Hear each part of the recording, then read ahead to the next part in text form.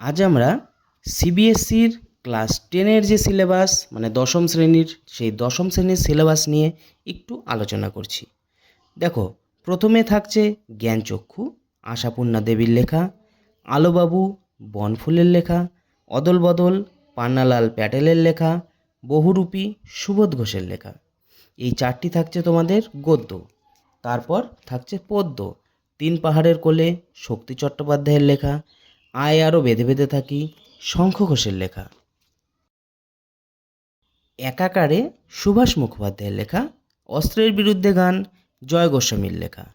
এরপর তোমাদের সহায়ক পাঠ মানে গল্পগুচ্ছ থেকে তিনটি গল্প থাকবে, তিনটিই রবীন্দ্রনাথ ঠাকুরের লেখা।